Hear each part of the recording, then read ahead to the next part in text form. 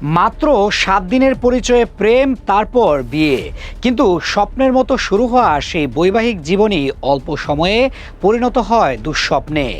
যখন বৈবাহিক জীবনে তার প্রতি স্বামীর শারীরিক ও মানসিক অত্যাচার, এমনকি অসংখ্য নারীর সঙ্গে অনৈতিক সম্পর্ক রয়েছে বলে টের পান তিনি।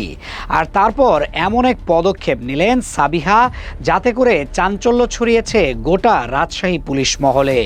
ফলে রাজশাহীর চন্দ্রিমা থানার সাবেক ওসি মাহবুব আলমের বিরুদ্ধে নারী নির্যাতন, অর্থ আত্মসাৎ এবং অসংখ্য নারীর সাথে অনৈতিক কর্মকাণ্ডে জড়িত থাকার অভিযোগ ওঠে।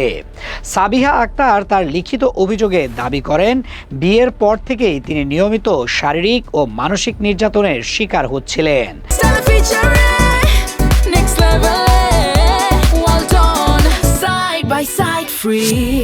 শুধু তাই নয়, স্বামীর বিরুদ্ধে একাধিক নারীর সঙ্গে অনৈতিক সম্পর্কের অভিযোগও তুলেছেন তিনি।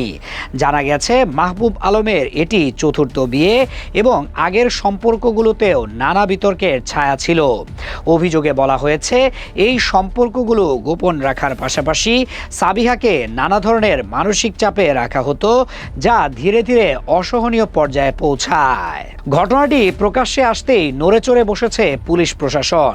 রাজশাহী রেঞ্জের ডিআইজি ডক্টর মোহাম্মদ শাহজাহান বিষয়টিকে গুরুত্ব সহকারে নিয়ে তদন্তের নির্দেশ দিয়েছেন। প্রাথমিক পদক্ষেপ হিসেবে অভিযুক্ত মাহবুব আলমকে Sirajganj police in service training সেন্টারে সংযুক্ত করা হয়েছে, যাতে তিনি তদন্তে কোনো ধরনের প্রভাব বিস্তার করতে না পারেন। ডিআইজি স্পষ্ট করে জানিয়েছেন, অভিযোগ প্রমাণিত হলে কোনোভাবেই ছাড় দেওয়া হবে না এবং সংশ্লিষ্ট ব্যক্তিকে আইন অনুযায়ী কঠোর শাস্তির মুখোমুখি হতে হবে। উল্লেখ্য, এটি তার বিরুদ্ধে ওঠা প্রথম অভিযোগ নয়। এর আগেও ২০২৪ সালে ঘুষ কেলেঙ্কারির অভিযোগে তার বিরুদ্ধে ব্যবস্থা নেওয়া হয়েছিল। ফলে নতুন করে ওঠা এই অভিযোগ শুধু ব্যক্তিগত জীবনের সীমায় আবদ্ধ থাকেনি, বরং পুরো পুলিশ ব্যবস্থার ওপরও প্রশ্ন তুলে দিয়েছে।